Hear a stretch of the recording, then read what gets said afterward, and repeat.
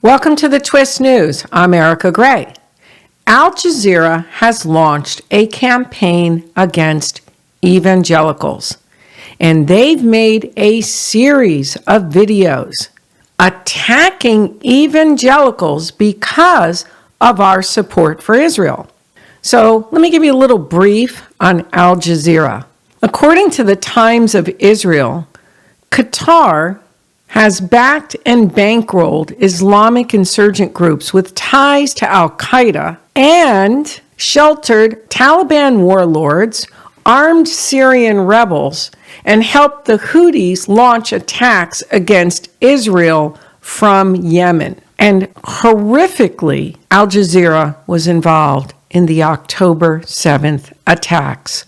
According to MSN, an opinion by Bethany Mandel, Hamas terror attack exposes Al Jazeera for what it really is. In a new report from the Middle East Media Research Institute, Yigal Kamran outlines how the Qatari-owned media empire promotes Islamist terror worldwide, that cooperation between Hamas and Al Jazeera is no more clearly evident than how it covered the attacks of October 7th.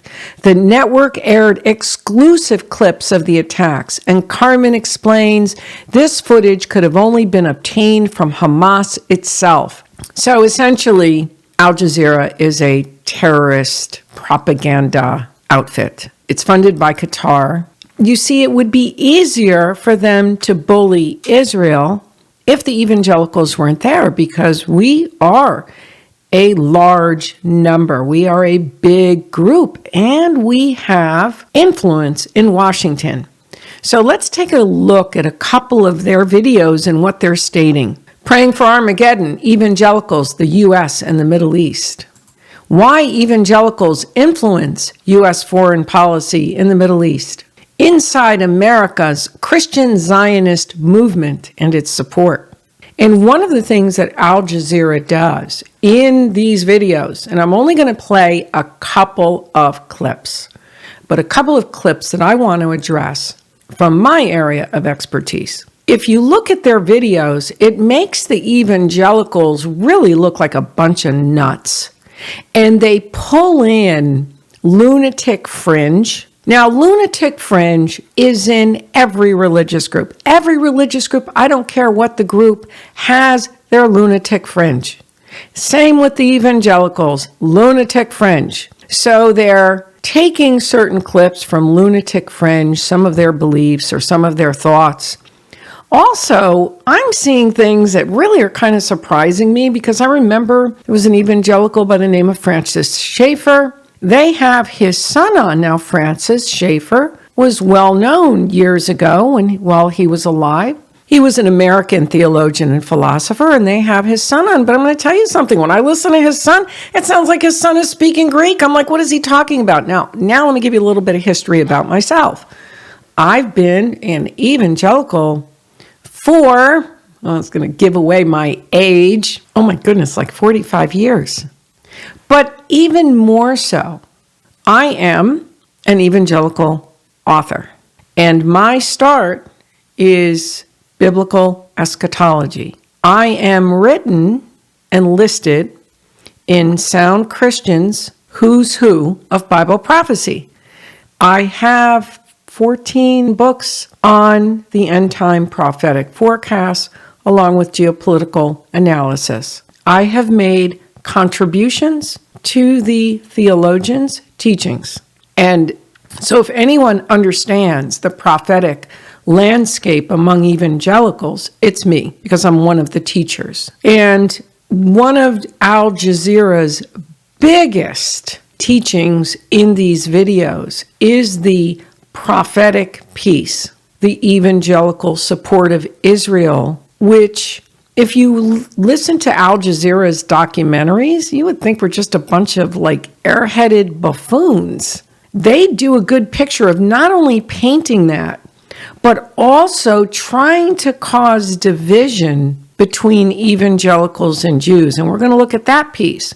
Christian Zionism is a belief that Israel plays a key prophetic role in the return of Jesus. So Christian Zionists believe that everything that happens with regard to the state of Israel, from its founding in 1948 to the war that is occurring right now in Gaza, are fulfillments of prophecy in the Bible. So I'm going to correct her right now. Everything that happens in Israel is not viewed as fulfillment of prophecies in the Bible. The restoration of Israel was one sign that we were now heading towards these end times. But there's other signs. That's not the only sign. There's many signs to look out for. There was the birth pangs, her focus on Israel, and that all we're focused on is Israel. There's more things that we're focused on. And when she also stated that any war that takes place, I hate to inform you, honey, but this has been the history of Israel. The history has not changed. The situation has not changed for Israel in its past and Israel today. So the next statement came from this woman who is totally off, and we're going to talk about what she has to say. The founding of Israel, when there's been major wars, American evangelicals who are interested in prophecy have gotten very excited about the possibility that this war is the war that signals the beginning of the return of Jesus to earth, which they believe will happen, and they believe Israel and wars conducted by Israel will be central to that. Every time there's a major conflict in the Middle East, the prophecy talk really ramps up. This woman cannot be more wrong. I mean, she is so off base on the evangelical teachings. The evangelical teachings on the end times is for years taught that the revelation occurs over a 7-year period. A 7-year period. And it's not all wars. There's the tribulation and the great tribulation. It is the great tribulation that ushers in wars, but those wars don't happen till even afterwards. And it's on the part of the leading empire. This empire that the book of Daniel says is extremely dreadful and exceedingly strong and terrifying. I don't know where this woman got this from. I really don't know. It's been so clear in evangelical teachings that there is a 7-year period. And actually it begins with a peace treaty. But it's not a war that is going to be between the Palestinians and Israelis that could ignite it. It would be Ezekiel 38, which is a different ballgame type of a war. It is a confederation against Israel. And that's also pretty clear in teachings, and some view that as possibly the catalyst for this particular covenant that will usher in these 7 years. So John Hagee is one of the most well-known of the prophecy-oriented conservative evangelicals. He's been doing this for many decades. He's been very involved in political organizing for Israel. Israel, you are not alone. Israel, you're not alone. What I noticed about his message when he was at the pro-Israel rally is that he really downplayed the parts of what he believes that would be offensive to American Jews. So he doesn't say anything about, this is the end times are coming, Jesus is going to come again, Jews have to convert in order to be saved. And he doesn't say anything like that. This belief or this teaching of Al Jazeera that we believe that the Jews have to be born again before all of this happens is crazy. We don't believe that. We don't even teach that. Do we evangelize? Absolutely. We do. That's part of who we are. Do we have differences with the Jews in our teachings? Yes. Do certain areas have some similarities? Yes. On the end times, we focus a lot more, and some of the rabbis will focus more in a general way, but they focus. There are the teachings in the Jewish community. There's also an interesting fact that the Revelation happens to be a Jewish book. So there's certain overlaps and there's differences, but the differences don't mean that we cannot support Israel, and Israel is not going to accept our support. But what Al Jazeera is trying to do is use those to drive a wedge. You see, not only do they want to make the evangelicals look like a bunch of buffoons, but they also want to drive a wedge between the evangelicals and the Jews by emphasizing certain things. So they have a real campaign because we are big in numbers. So why do we support Israel? We support Israel because of the Bible. Simple. We believe the Bible. That we also believe that the Bible is historical, a historical text. So you have this promise to Abraham, and our Redeemer is Jewish. That's right, Jewish, Jewish, Jewish. Jewish apostles, Jewish family. And I want to emphasize that because that part seems to be omitted. Unfortunately, you had the anti-Semitic Jesus. The anti-Semitic Jesus is the Jesus with the blue eyes and the super almost Hollywood face, and he doesn't look Jewish. The reality is Jesus, Jewish, the Jewish bloodline, very important. And why would we be against the Jews when the most important person, part of the Godhead that we believe, is Jewish? And then we take what God said as far as the promise and what God said about Jerusalem and Israel. The land would go to the inheritance of Abraham, Isaac, Jacob, and the descendants. The historical context is also very important because in the scriptures you have the kingdom period that's very much outlined and detailed of the various kings, starting from Saul and then David and the northern kingdom and then the southern kingdom and the Temple of Solomon. You have also the archaeological finds that support a lot of the biblical narrative. And it's interesting to me that the whole historical piece of the Bible is omitted like it's a work of fiction. It's not a work of fiction. In one of my books, I talk about the Garden of Eden. Now, so people cite the Garden of Eden. They're like, this is just ridiculous, these two trees. Possibility is that those trees were DNA changing trees. You have the 4 rivers. One is gold. With the discovery of CRISPR-Cas9, which can splice DNA and change DNA, gold is a component in that. We see gold in Eden. Why could those trees not have changed DNA? You see that after the fall, man lived a long time because of that tree, that fruit that changed the DNA. You see that as you follow the scriptures.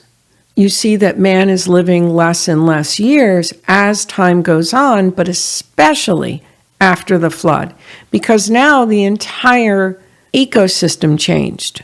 We also are creationalists. The scriptures, I found and discovered that they're dimensional and that the language is simplistic, but in that language is loaded with information and dimension. Torah. Everybody went on when, Moses and the rebellion of Korah, and then the earth swallowed them up, and everybody said, oh, this is just a fairy tale. And then a bunch of years ago, a man was literally swallowed whole, him and his entire bedroom. He was never found again. And then you started to get this phenomenon of sinkhole after sinkhole after sinkhole. So that was a sinkhole. And so it's not fairy tale. Because we view the Bible as a historical text, as well as for our faith, but also a historical text, we believe it's history.